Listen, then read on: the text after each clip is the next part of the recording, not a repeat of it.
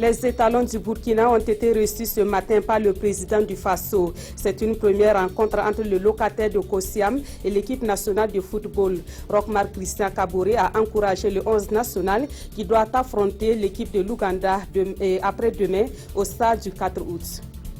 En page culture, nous irons dans les cascades pour découvrir l'une des représentantes de cette région à la Semaine nationale de la culture. À 14 ans, Natacha Yasmine Nombré est qualifiée à la SNC 2016 dans la discipline art culinaire. Entre école et kiosque, elle s'active pour décrocher la meilleure place dans sa discipline de compétition. Voilà pour le sommet de ce journal. Bonjour à toutes et à tous.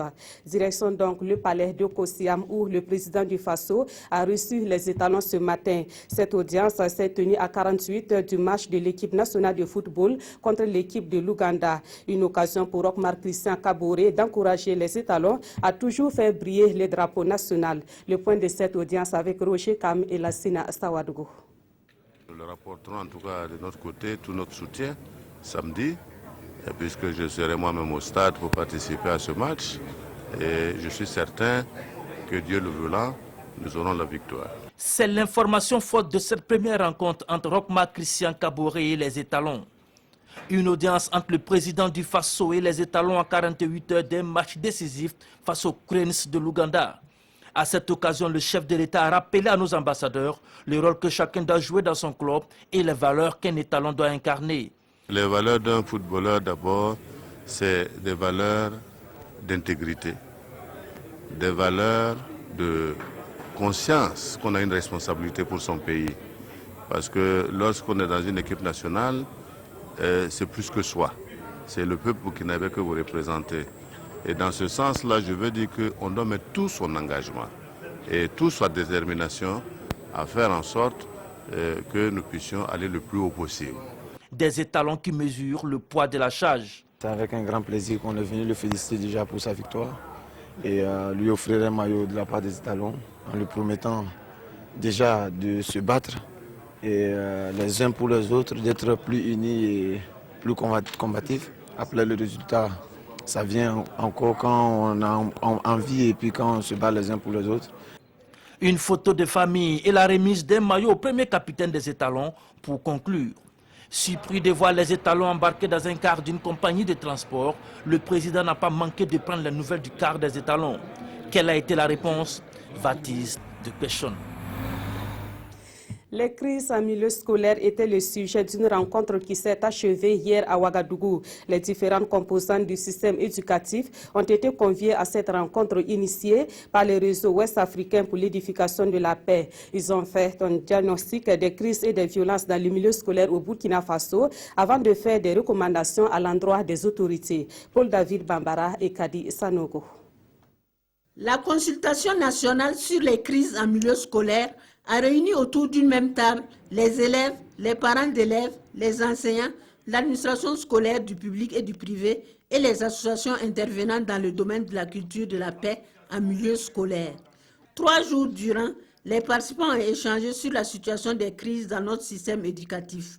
Une opportunité pour les acteurs de l'éducation d'échanger leur point de vue afin de permettre une meilleure compréhension des conflits en milieu scolaire et de proposer des solutions. Il ressort que les crises en milieu scolaire sont dues à des problèmes. Les problèmes ont été identifiés, les acteurs ont été identifiés, les causes ont été identifiées. Donc, je pense que l'atelier s'inscrit dans le cadre de comment faire pour que ces crises-là ne soient plus là. Pour le réseau ouest africain pour l'édification de la paix, WANEP, cette rencontre revêt une grande importance. Nous avons constaté qu'au Burkina, depuis pratiquement 2 décennies, l'école est devenue le lieu de certaines violences et à l'analyse, nous avons reconnu que les causes internes à l'école ne sont pas les vraies causes amenant la violence à l'école. Donc des causes exogènes comme l'injustice que traîne le gouvernement burkinabé peut conduire les élèves à se révolter et à réclamer certaines choses, sinon ils ne poursuivent pas l'école. Donc par exemple, la recommandation qui a été faite au gouvernement, c'est d'arriver à accélérer certains jugements des crimes économiques et des crimes de sang, qui sont des facteurs perturbateurs de l'école au Burkina Faso. À l'issue de cette consultation, un document sera produit. Ce document constituera une référence en vue de situer les responsabilités et d'orienter les actions. Des recommandations qui serviront certainement à éviter des situations comme celle qui s'était produite à Diapaga au début du mois de mars. On se souvient de cette violente manifestation des élèves de cette ville qui avait fait une dizaine de blessés du côté des gardes de sécurité pénitentiaire. Et tout était parti de l'arrestation d'un élève accusé de viol sur une adolescente de 16 ans. Retour sur les faits dans ce élément signé Alassane Tiendrebego et Mamadouba. Bouampundi Kombari est encore sous le choc. Sa fille de 16 ans, élève en classe de CE1, est victime de viol. Une infraction commise par un élève de seconde et qui sera écroué à la maison d'arrêt et de correction de Diapaga. En soutien à ce dernier, les élèves manifestent pour exiger sa libération sans condition. Quand ils sont arrivés, j'ai demandé à mon EG d'appeler le procureur pour qu'il se joigne à nous, pour qu'ensemble nous puissions voir comment résoudre le problème. Il dit je peux faire venir les élèves au niveau du palais de justice, qu'il va les recevoir. J'ai insisté, il dit de les faire venir, il dit oui, de les faire venir. Furieux, les élèves envahissent le palais de justice, saccagent portes, bancs et fenêtres avant de se diriger vers la maison d'arrêt. Ils y amènent de force avec eux la mère de la victime. Les élèves ont demandé aux éléments de la sécurité de libérer leurs camarades. Mais ces derniers leur ont dit que les concernés étaient déjà transférés à Fadangouma, ce qu'ils n'ont pas accepté et ils ont menacé de tuer ma fille et moi. Puis, ils ont commencé à lapider les GSP et ils ont fini par brûler le moulin et la buvette de la maison d'arrêt. J'ai eu la vie sauve grâce aux GSP qui ont riposté avec des tirs de sommation. Et comme si ça ne suffisait pas, les élèves sont allés chez ma mère et ils ont saccagé les céréales avant de boire le dolo que j'avais préparé pour vendre. Le bilan de cette altercation fait état de 10 blessés du côté des GSP et de nombreux dégâts. Quelques jours plus tard, le bureau des élèves fait son mea culpa. Nous demandons maintenant pardon à toutes les autorités administratives, judiciaires, religieuses, tout ce qui concerne les différentes responsables de la région et même nationaux même. Nous demandons pardon et nous promettons aussi aux différentes autorités que cela ne se reproduira plus jamais. Ils nous ont adressé une demande, une lettre d'excuse. Ils ont promis de donner une somme de 100 000 francs pour réparer les dégâts. Face à cette dérive, l'administration scolaire hausse le ton. Le bureau a été dissous. Ils doivent déjà rétablir la vérité puisqu'ils n'avaient pas dit la vérité à leurs camarades. Ce que leurs camarades ont fait réellement pour être incarcérés. Essayer également de nettoyer la cour du Haut-Commissariat, les pierres qu'ils avaient utilisées, les barricades qu'ils avaient érigées. Ils ont pu nettoyer tout cela. Les cours ont repris de plus belle. Tout en tirant leçon de ces événements, élèves et enseignants ont désormais le regard tourné vers l'avenir pour gagner le pari de l'éducation dans cette province. Nous restons dans la région de l'Est où le directeur régional du budget a réagi suite aux accusations faites sur lui par le SINCHA. Les 22 et 23 mars dernier, la section régionale du syndicat national des travailleurs de la santé humaine et animale a observé une grève, un arrêt de travail pour protester contre la lenteur dans la gestion des corrections salariales de leurs membres. Les grévistes demandaient entre autres le départ du directeur régional du budget qui serait le responsable de cette situation. Voici donc le résumé de la réaction du principal mis en cause dans ce reportage de Alassane Tiendrebego et Lambert Soma. Le directeur régional du budget de la région de l'Est entend dire sa part de vérité face aux allégations du SINCHA qui a lancé hier un mouvement de grève. L'un des points de revendication est un audit dans le traitement des dossiers des agents de la santé de la région de l'Est. L'inspection technique du budget, l'inspection générale des finances et l'autorité supérieure du contrôle d'État. Tous ces corps d'État en contrôle-là sont passés à la dérive. Et dans le système, dans le fonctionnement du système, ils n'ont pas révélé des dysfonctionnements. Autre point d'achoppement, les 5 directions provinciales du SINCHA réclament un traitement diligent des dossiers de correction, des indemnités et autres d'ici fin avril. DRS a reçu 162 dossiers concernant ça. On leur a retourné pour reprendre sur le nouveau modèle de traitement. En plus de cela, ils ont dit qu'ils ont reçu 65 dossiers.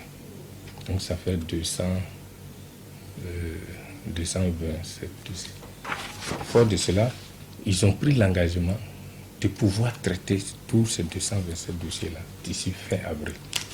Aurélien Poda tient à rassurer l'ensemble des travailleurs que le nouveau dispositif de traitement des dossiers ne permet plus la stagnation des documents ni à la DRB ni au Trésor. Aussi, ce dispositif informatisé n'autorise plus de rejet sans motif. Pour lui, tous ces points ont fait l'objet d'une rencontre entre toutes les parties le 18 mars dernier. C'est donc avec étonnement qu'il a suivi les propos du porte-parole du SINCHA.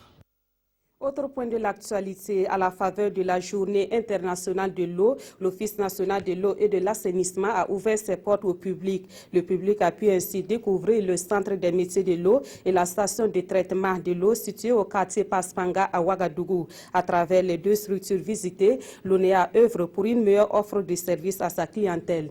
Visite guidée dans ce reportage de Mathias Drabo et Ruth Bini Ouattara. Cette station de traitement d'eau de Paspanga accueille en moyenne 23 000 m3 d'eau par heure. Ces eaux de surface proviennent du barrage de Lumbila qui fournit 1700 m3 d'eau, du barrage numéro 3 de Ouaga avec 600 m3 d'eau par heure. Quotidiennement, 42 000 m3 sont traités et acheminés vers les ménages centraux et anciens quartiers de Ouagadougou. Nous vérifions à la clarification de l'eau, nous la désinfectons à l'aide de l'hypochlorite de sodium ou hypochlorite de calcium. Après ça, il y a un certain nombre d'analyses que nous faisons à chaque heure. Ces analyses-là sont potentiellement le pH qui nous permet de suivre l'acidité ou la basicité de l'eau. Nous avons ensuite la turbidité qui nous permet de vérifier la clarté de l'eau avant de l'envoyer. Et il y a aussi le chlore résiduel. Les résultats vérifiés journalièrement par le Laboratoire national de santé publique sont transmis au ministère de la Santé. Ce travail de fond dont dépend la santé de milliers de consommateurs est mené par 3 entités autonomes de l'ONEA et 3 équipes qui travaillent 24 heures sur 24. Du réseau de branchement souterrain aux conduits de distribution vidange en passant par l'utilisation du polyéthylène, ce sont de nouvelles techniques de travail qui sont élaborées pour une maximisation des résultats. L'assainissement collectif est assuré par un système de drainage et de traitement des eaux usées vers Kosodo.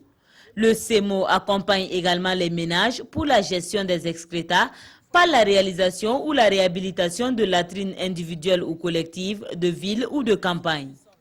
En sus de la formation dispensée au CEMO, l'ONEA dispose d'une équipe mobile accordant des formations aux collectivités territoriales. Nous parlons à présent des préparatifs de la 18e édition de la Semaine nationale de la culture. Pendant toute la manifestation, une trentaine d'enquêteurs seront chargés de collecter des données sur cette édition de la SNC. Et pour réussir leur mission, ces enquêteurs ont suivi une formation le mardi dernier à Bobo-Dioulasso. Les données qu'ils vont collecter serviront plus tard à réussir les plaidoyers auprès des partenaires techniques et financiers de la SNC. Karim Ilboudo et Moumouni Barou. Depuis 2008, le ministère de la Culture, des Arts et du Tourisme s'est engagé dans une logique de dynamisation de son système statistique. À ce jour, il dispose de 5 annuaires statistiques de 2009 à 2013 et de 3 tableaux de bord. En effet, ces opérations ont montré que la couverture statistique des grands événements culturels et touristiques tels que la Semaine nationale de la culture est encore très limitée. L'objectif est donc de disposer d'une base de données fiables pour la Biennale de la culture. Cette année, on a décidé vraiment d'élargir un peu la collecte des données sur les statistiques culturelles des grands événements culturels d'envergure sur un certain nombre de secteurs, comme par exemple les transports, les restaurants, les hôtels, les parcs. Voilà, au fait, c'est pouvoir apprécier la contribution de ces manifestations culturelles-là dans le développement économique et social du Burkina Faso. Au cours de la rencontre, la Direction régionale de la culture, des arts et du tourisme de la région de Haut-Bassin a reçu du matériel informatique pour mieux accomplir sa mission. Actuellement, on ne peut pas parler de statistiques sans moyens informatiques, le matériel. Voilà pourquoi avec un partenaire, on a pu avoir un peu d'équipement. On a décidé d'appuyer la direction régionale de la culture, des arts et du tourisme, des hauts bassins, avec cet outil-là pour mieux collecter, centraliser et nous transmettre ces données-là pour exploitation. Voilà une opportunité pour la direction régionale de la culture, des arts et du tourisme de la région des Hauts-Bassins de renforcer la capacité de son matériel informatique afin d'archiver ces données sur le plan culturel de façon efficace.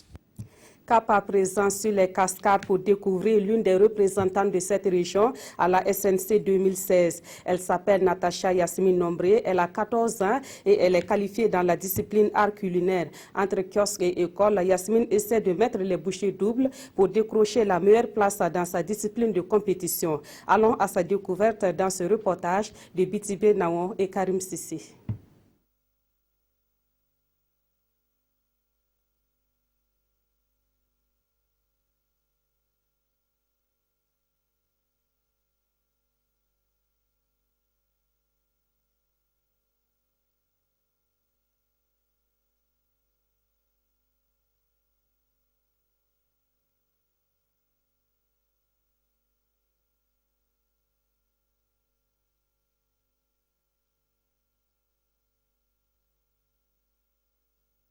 C'est dans ce kiosque que Natacha Yasmine Nombré vient chaque jour après ses cours pour ses répétitions.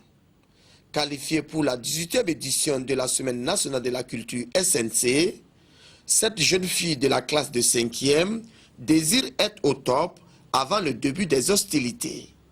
Et pour cela, aucun secret de l'art culinaire ne doit lui échapper. Je vais présenter cocktail de Zomko. Les préparatifs de l'SNC, c'est ça. Je m'entraîne souvent les samedis et puis s'il n'y a pas cours, souvent aussi je m'entraîne. Dans ses préparatifs, cette candidate bénéficie du soutien de Monique Siriman, ancienne lauréate de la SNC dans la discipline boisson. Elle ne tarit pas d'idées et d'ingéniosité pour l'accompagner. Les jours qu'elle n'a pas cours, on fait toujours une petite démonstration. Je continue, je la laisse, elle fait, elle produit et bon, je corrige là où ça ne va pas. Je lui montre comment il faut faire. Ce qu'elle m'a donné comme conseil est qu'elle m'a dit d'être propre que dans tout ce que je vais faire, que de ne pas avoir peur. Même si c'est sa première participation, Natacha Yasmine Nombré reste confiante. Elle espère que sa boisson retiendra au moins l'attention des membres du jury de l'art culinaire. Le collectif pour un peuple uni a fait une sortie médiatique pour tirer à boulet rouge sur toutes les sphères de la vie nationale. Les parutions du jour en parlent dans leur colonne. Autre sujet à lire dans la presse écrite de ce jeudi, la réélection au Niger de Mahamadou Issoufou. Voici la revue de presse de Sibidi Issa Lankwande. Situation nationale, le collectif pour un peuple uni donne sa lecture. Sortie médiatique relayée par les parutions. Le collectif n'est pas du tout content des décisions et des actions de l'exécutif pour répondre aux aspirations du peuple burkinabé, écrit le pays, au point de menacer et de demander le départ du Premier ministre Paul Kabatieba si ce dernier ne se ressaisit pas. Dans la ligne de mire du collectif, le parti au pouvoir, le président du Faso, l'opposition politique, la CENI, les organisations de la société civile, le phénomène Kogluego, bref, chacun en a pris pour son grade, ce qui fait dire à l'observateur Palga que le peuple uni fouette tout le monde. Pour le CPPU, de nombreux éléments ont favorisé l'installation d'un chaos dans un pays déjà fragilisé au plan sécuritaire et un peuple se croyant au-dessus de tout. Le pays doit être impérativement remis sur les rails du développement, alors un remaniement ministériel s'impose, peut-on lire dans Aujourd'hui au Faso. Réélection de Mahamadou Issoufou au Niger avec 92% des suffrages, un score digne du Moyen-Âge, s'exclame le soir. Bien qu'opposé à lui-même, son supposé challenger étant malade, ce score au relance soviétique que note le journal relève d'une autre époque, puisque les quelques fois où l'on pouvait voir de tels scores aussi cinglants que démentiels, c'était bien lors des élections dans lesquelles participaient certains pères fondateurs des États africains. Qu'à cela ne tienne, le choix de se donner un score aussi fleuve devrait être moins problématique pour Mahamadou Issoufou, plutôt que de se légitimer auprès de sa population. L'opposition, quant à elle, balaie toute idée de reconnaissance de ce nouveau mandat. D'où, selon Aujourd'hui au Faso, la main de raison du président qui se dit prêt à mettre en place un gouvernement d'union nationale. Mais la COPA ne l'entend pas de cette oreille, pointe l'observateur Palga. L'opposition appelle à la désobéissance civile à partir du 2 avril, au lendemain de la fin officielle du mandat du président Issoufou, ce qui sonne pour les éditions Le Pays comme un appel à la sédition. Et le journal de se demander si l'opposition acceptera de franchir cette ligne rouge. Merci d'avoir suivi ce journal qui s'achève. Très bon après-midi à toutes et à tous.